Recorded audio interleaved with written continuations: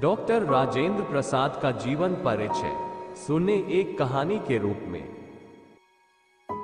Doctor Rajendra Prasad Mahadev सहाय के पुत्र doctor Rajendra Prasad का जन्म 3 दिसंबर 1884 को ज़ेरादेई, सीवान, बिहार में हुआ था। एक बड़े संयुक्त परिवार में सबसे छोटे होने के कारण उन्हें बहुत प्यार किया जाता था। उनका अपनी मां और बड़े भाई महेंद्र से गहरा लगाव था। ज़ेरादेई की विविध आबादी में लोग काफी सद्भाव में एक साथ रहते थे। उनकी शुरुआती यादें अपने हिंदू और मुस्लिम दोस्तों के साथ कबड्डी खेलने की थी। अपने गांव और परिवार के पुराने रीति रिवाजों को ध्यान में रखते हुए जब वे मात्र 12 वर्ष के थे तब उनका विवाह राजवंशी देवी से कर दिया गया। वह एक मेधावी छात्र था। कलकत्ता विश्वविद्यालय की प्रवेश परीक्षा में प्रथम स्थान प्राप्त करने पर उन्हें 30 रुपये प्रति माह की छात्रवृत्ति से सम्मानित किया गया। वह 1902 में प्रसिद्ध कलकत्ता प्रेसिडेंसी कॉलेज में शामिल हुए। विडंबना यह है कि उनकी विद्वता ही उनकी देशभक्ति की पहली परीक्षा होगी। गोपाल कृष्ण गोखले ने 1905 में सर्वेंट्स ऑफ इंडिया सोसाइटी की शुरुआत की थी और उन्हें इसमें शामिल होने के लिए कहा था। अपने परिवार और शिक्षा के प्रति उनकी कर्तव्य भावना इतनी प्रबल थी कि बहुत विचार विमर्श के बाद उन्होंने गोखले को मना कर दिया। लेकिन यह फैसला उनके लिए आसान नहीं होगा। उन्होंने याद करते हुए कहा, मैं दुखी था और उनके जीवन में पहली बार शिक्षा जगत में उनके प्रदर्शन में गिरावट आए और उन्होंने मुश्किल से अपनी कानून की परीक्षा पास की। हालांकि अपना चुनाव करने के बाद उन्होंने घुसपैठ करने वाले विचारों को अलग रख दिया और नए जोश के साथ अपनी पढ़ाई पर ध्यान केंद्रित किया। 1915 में उन्होंने कानून में स्नातकोत्तर की परीक्षा सम्मान के साथ उत्तीर्ण की और स्वर्ण पदक जीता। इसके बाद उन्होंने कानून में डॉक्टरेट की उपाधि भी पूरी की। जब गांधी जी स्थानीय किसानों की शिकायतों को दूर करने के लिए बिहार के चंपारण जिले में एक तथ्यान्वेषी मिशन पर थे, तो उन्होंने डॉक्टर राजेंद्र प्रसाद को स्वयंसेवकों के साथ चंपारण आने के लिए बुलाया। वह चंपारण की ओर भागे। प्रारंभ में वे गांधी जी के रूप रंग या बातचीत से प्रभावित नहीं हुए। हालांकि समय के साथ वह गांधी जी द्वारा प्रदर्शित समर्पण, दृढ़ विश्वास और साहस से बहुत प्रभावित हुए। यहाँ एक पराया आदमी था जिसने चंपारण के लोगों के मुद्दे को अपना बना लिया था। उन्होंने फैसला किया कि एक वकील और एक उत्साही स्वयंसेवक के रूप में अपने कौशल के साथ वह मदद करने के लिए हर संभव प्रयास करेंगे।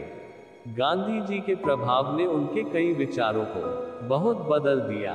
सबसे महत्वपूर्ण रूप से जाति और अस्पृश्यता पर गांधी जी ने डॉक्टर राजेंद्र प्रसाद को यह एहसास कराया कि एक सामान्य उद्देश्य के लिए काम करने वाला राष्ट्र सहकर्मी अर्थात एक ही जाति का हो जाता है। उसने अपने पास मौजूद नौकरों की संख्या घटाकर 1 कर दी और अपने जीवन को सरल बनाने के उपाय खोजे। अब उसे फर्श पर झाड़ू लगाने या अपने बर्तन खुद धोने में कोई शर्म महसूस नहीं होती थी। ये काम उसने पहले ही मान लिया था कि दूसरे लोग उसके लिए करेंगे। जब भी लोगों को कष्ट हुआ, वह दर्द को कम करने में मदद करने के लिए उपस्थित थे। 1914 में बाढ़ ने बिहार और बंगाल को तबाह कर दिया। वह बाढ़ पीड़ितों को भोजन और कपड़ा बांटने वाले स्वयंसेवक बन गए।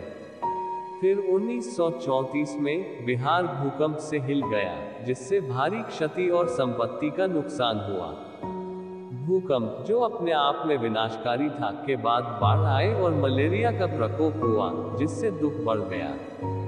उन्होंने राहत कार्य, भोजन, कपड़े और दवाएं एकत्र करने में सही काम किया। यहाँ उनके अनुभवों के कारण अन्यत्र भी इसी तरह के प्रयास किए गए।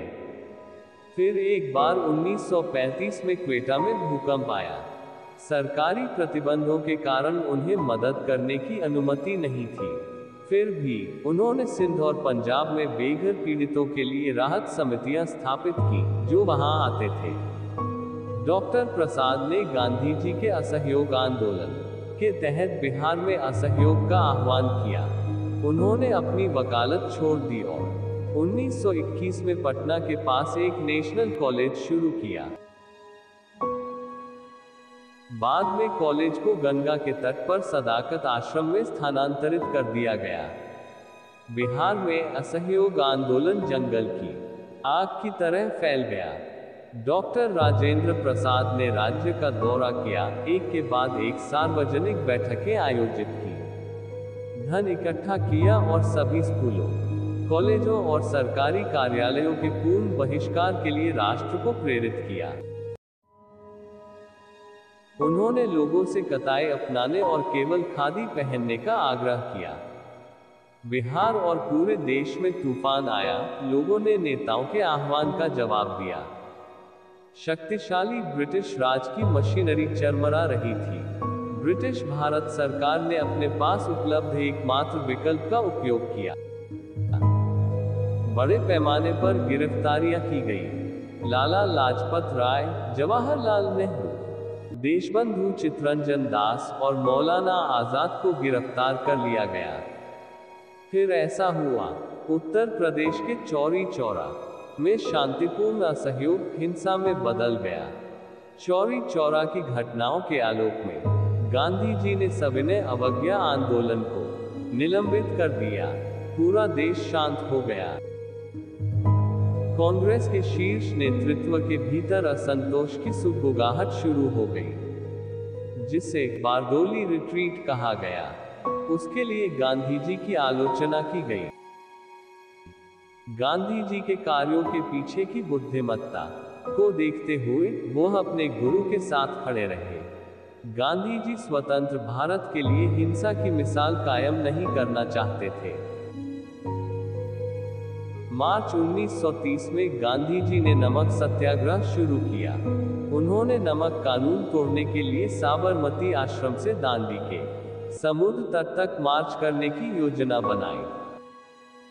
डॉक्टर राजेंद्र प्रसाद के नेतृत्व में बिहार में नमक सत्याग्रह शुरू किया गया।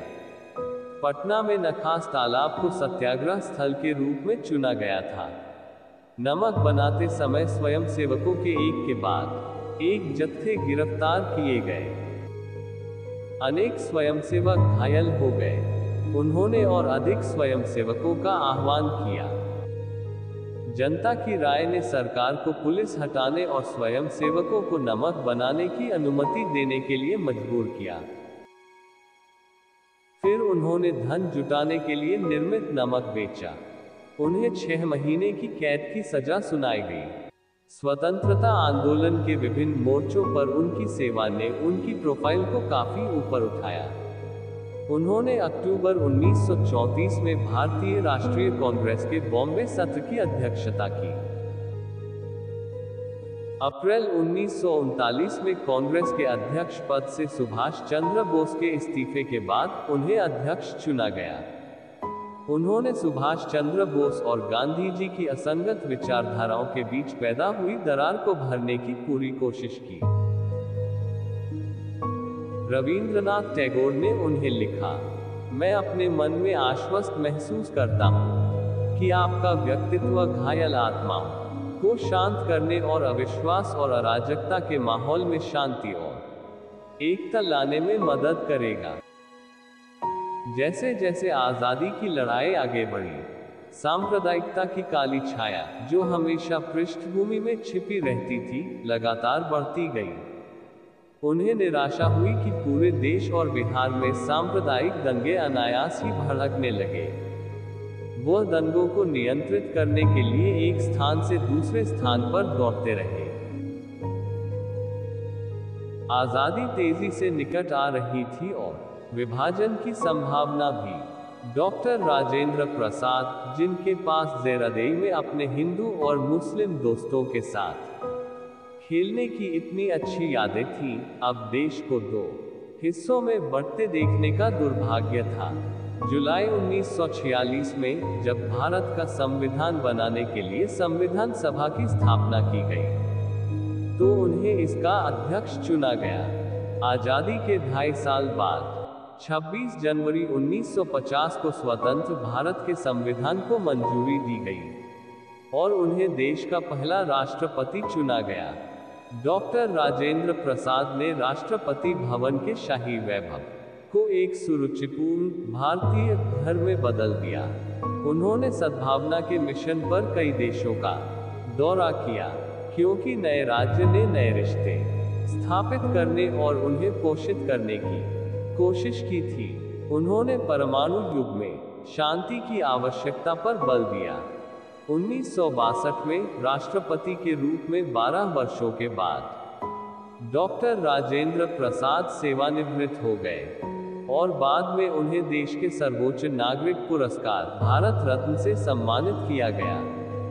अपने सशक्त और निपुण जीवन के कई उतार चढ़ावों के साथ उन्होंने अपने जीवन और स्वतंत्रता से पहले के दशकों को कई पुस्तकों में दर्ज किया, जो इस प्रकार है, जिनमें से अधिक उल्लेखनीय हैं। चंपारण में सत्याग्रह 1922, इंडिया डिवाइडेड 1946, उनकी आत्मकथा 1946, महात्मा गांधी और बिहार कुछ यादें 1949 और बापू के कदमों में 1954। इस प्रकार उनके कुछ चर्चित पुस्तकें हैं। डॉक्टर राजेंद्र प्रसाद ने अपने जीवन के अंतिम कुछ महीने में सेवानिवृत्ति के समय पटना के सदाकत आश्रम में बिताए।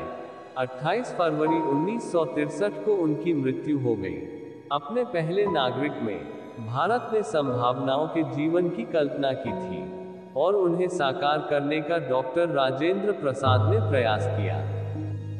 इस तरह डॉक्टर राजेंद्र प्रसाद ने भारत के लिए कई अच्छे काम करके हम लोगों के दिल में एक प्रेरणा का छाप छोड़कर चले गए। दोस्तों, वीडियो अगर अच्छा लगा तो चैनल को लाइक और सब्सक्राइब जरूर करें। जय हिंद, जय भारत।